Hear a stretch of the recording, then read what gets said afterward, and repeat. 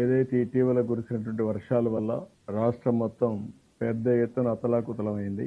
ఎప్పుడూ పడనటువంటి వర్షపాతం ఇక్కడ నమోదయ్యే పరిస్థితి వచ్చింది. వచ్చవాయిలో దగ్గర మీరు చూస్తే 32.3 సెంటీమీటర్లు అంటే 323 మిల్లీమీటర్లు వర్షపాతం పడింది. జగ్గయ్యపేటలో 261 మిల్లీమీటర్లు అంటే 27 సెంటీమీటర్లు వర్షపాతం పడింది. తిరువూరులో 26 సెంటీమీటర్లు పడింది. గుంటూరులో 26 సెంటీమీటర్లు వర్షపాతం నమోదైంది.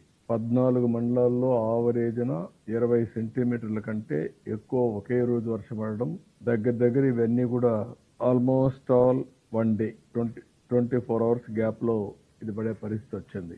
ఇంకొక పక్కన 62 సెంటర్స్ లో ఇవన్నీ కూడా 112 సెంటీమీటర్ల నుంచి 20 సెంటీమీటర్ల వర్షపాతం పడింది. 94 స్టేషన్స్ లో 14 జిల్లాల్లో 7 నుంచి 12 సెంటీమీటర్ల వర్షపాతం. నేను కూడా హైదరాబాద్ లో ఒకసారి 20 సెంటీమీటర్లు పడితే హైదరాబాద్ మొత్తం ఫ్లడ్ అయిపోయి ఆ రోజు హుస్సేన్ సాగర్ బ్రీచ్ అవుతుందనే భయంతో సర్ప్లస్ వేరు బ్రీచ్ చేసి ఎవాక్యుయేషన్ వాటర్ చేశాం. అది గతంలో జరిగినటువంటి ఇది. దీనివల్ల విపరీతంగా విజయవాడ, గుంటూరు 2 సిటీస్ కూడా మెరుగయ్యే పరిస్థితికి వచ్చాయి. నేషనల్ హైవేస్ విజయవాడ గుంటూరు పోయే నేషనల్ హైవే కాజా దగ్గర, అదే మరి విజయవాడ టు హైదరాబాద్ పోయే నేషనల్ హైవే జగ్గయ్యపేట ఈ ఏరియాలో కూడా మొత్తం మెరుగయ్యే పరిస్థితి వచ్చింది. సబ్మెర్జెన్స్ వచ్చే పరిస్థితి వచ్చింది. ఇది ఒక్కొక్కసారి బాధాకరమైన విషయం. కానీ ఏదైతే మేము మొదటి నుంచి కూడా ఇప్పటికీ 5వ సారి 4 సార్లు టెలికాన్ఫరెన్స్ తీసుకున్నాను. నిన్న మార్నింగ్ నుంచి తీసుకొని ఎప్పటికప్పుడు డైరెక్షన్స్ ఇచ్చాం.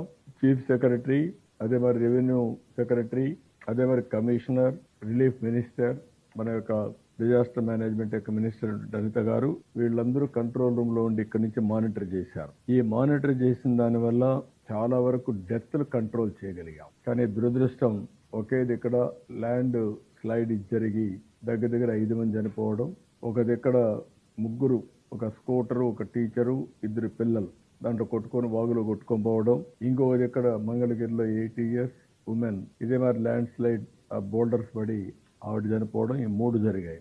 మొత్తం కలిసి 9 మంది. ఒక మిస్సింగ్ కేసు కూడా ఉంది, ఇంకా ట్రేస్ కాలేదు.